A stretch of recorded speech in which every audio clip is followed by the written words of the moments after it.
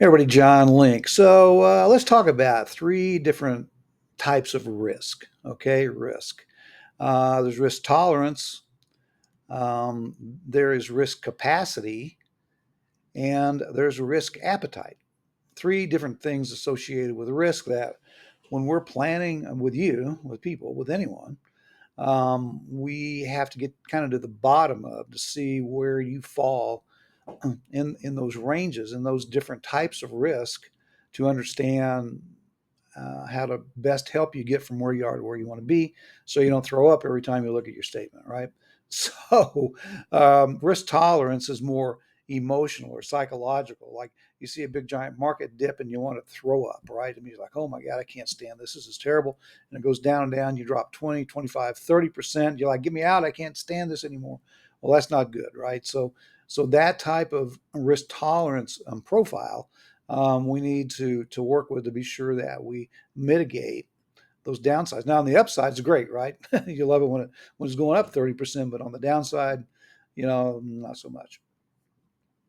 Risk capacity is different. Risk capacity speaks to financials, right? So you may be able to withstand a lot of risk in your financials. You may not need money for a long time. Your budget may be in order, all your assets secure to the extent that you feel comfortable. Your capacity for risk may actually be more than your tolerance for risk, right? Your capacity may be you're 40 years old and you're making $150,000 a year, you don't have any debt, and you have some money in the bank and a solid job. Well, yeah, capacity for risk there because it's going to be, 20, 25, 30 years before you retire. But again, if you get your statement and it's down and down and down, you're like, oh my gosh, then that's a risk tolerance versus a risk capacity question.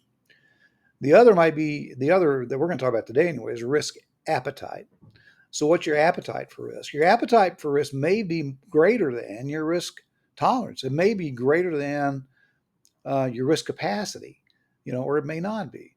So, your appetite for risk is entirely different from the capacity or the tolerance. So, those are the things that we look for when we're helping you plan so that we can get you in a strategy, both an investment strategy and an overall strategy that works for you within those three criteria and gets you a successful retirement. Okay.